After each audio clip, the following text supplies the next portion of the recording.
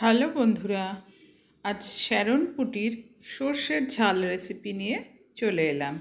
যদি তোমাদের রেসিপিটি ভালো লাগে তাহলে অবশ্যই লাইক দিয়ে দেখার অনুরোধ রইল। আর নতুন বন্ধুরা ভালো লাগলে অবশ্যই আমার চ্যানেলটি সাবস্ক্রাইব করে পাশে থাকা বেল আইকন প্রেস করে দেবে। দেখো, আমি 5খানা বড় সাইজের শ্যারন পুটি নিয়ে নিয়েছি। মাঝে কাট দিয়ে নিয়েছি যাতে নুন, হলুদ, মশলা খুব ভালোভাবে ঢুকে যেতে পারে। এখন আমি একটা মশলা তৈরি করে নিচ্ছি। প্রথমে মিক্সিং জারে আমি 4 টেবিল স্পুন সর্ষে নিয়ে নিয়েছি 8খানা কাঁচা লঙ্কা। মাছের পরিমাণ অনুসারে মনে হচ্ছে আর একটু সর্ষে দিলে ভালো হয়, তাই আমি আরও 1 টেবিল স্পুন সর্ষে আর নুন দিয়ে প্রথমে শুকনো আমি পেস্ট করে নিয়েছি, মানে ব্লেন্ড করে নিয়েছি। তারপর জল দিয়ে আমি মশলাটা তৈরি করে নিয়েছি। কড়াই বসিয়ে তাতে পরিমাণ মতো সর্ষের তেল দিয়ে আমি প্রথমে 3খানা মাছ ভেজে নিচ্ছি। যেহেতু বড় সাইজের একবারে সমস্ত মাছগুলো আমি ভাজবো না। দেখো বন্ধুরা, আমি মাছগুলো উল্টে পাল্টে আমি ভেজে নিচ্ছি।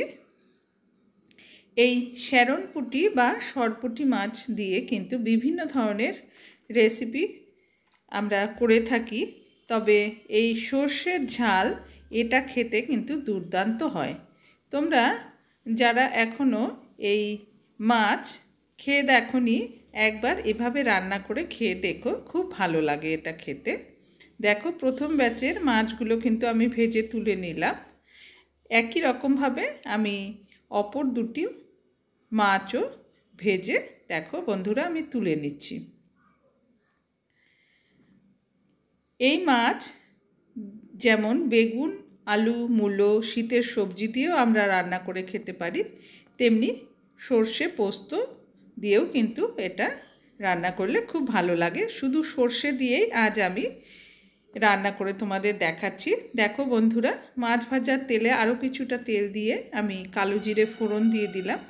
তারপর আমি যে সর্ষের মশলাটা তৈরি করে নিয়েছিলাম, সর্ষে আর কাঁচা লঙ্কা দিয়ে সেই মশলাটা আমি দিয়ে দিলাম। এর মধ্যে দিয়ে দিলাম সামান্য নুন, পরিমাণ মতো নুন এবং হলুদ, আর মিক্সিং জারে আমি সামান্য জল দিয়ে এই মশলার মধ্যে কিন্তু দিয়ে দিয়েছি। এবার মশলাটা ভালোভাবে আমি ফ্রাই করে নেব। দেখো বন্ধুরা, মশলা আমার ফ্রাই করা হয়ে গেছে, তেল ছেড়ে দিয়েছে। নেড়ে চেড়ে নিয়ে আমি এবার এর মধ্যে দিয়ে দেব পরিমাণ মতো জল। খুব বেশি জল দেব না, খুব পাতলা আমি করব না ঝোল, আবার একদম গা মাখা মাখাও করব না, মাঝারি বা মিডিয়াম আমি ঝোল রাখবো। দেখো বন্ধুরা, আমি কিন্তু 4খানা চেরা কাঁচা লঙ্কা এর মধ্যে দিয়ে দিয়েছি। কাঁচা লঙ্কার গন্ধটা বা ফ্লেভার এতে খুব ভালো লাগে। ঝোল ফুটে উঠেছে, দেখে মনে হচ্ছে একটু হলুদ দিলে ভালো হয়, তাই সামান্য আমি হলুদ দিয়ে দিয়েছি। এবার ভেজে রাখা মাছগুলো এর মধ্যে আমি দিয়ে দিচ্ছি। দেখো, আমি মাছগুলো দিয়ে আবার একটু ভালো করে নেড়ে চেড়ে নিচ্ছি। মশলা কিন্তু ওপরে উঠে আসে, সেগুলো সবসময় নামিয়ে দিতে হবে।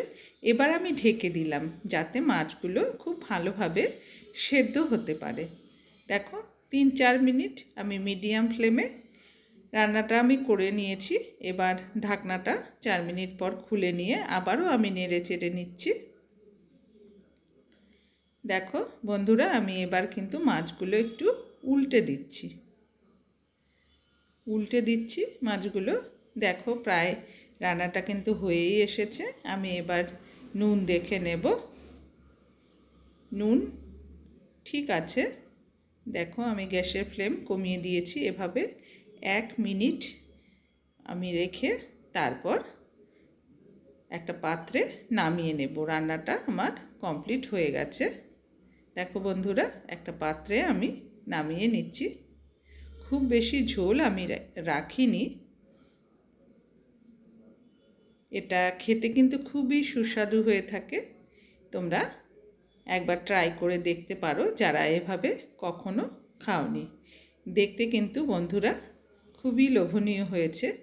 ভালো লাগলে তোমরা আমাকে কমেন্ট করে জানিও বন্ধুরা। আর যারা এভাবে কখনো রান্না করে খাওনি অবশ্যই খেয়ে দেখো, তোমাদের খুব ভালো লাগবে।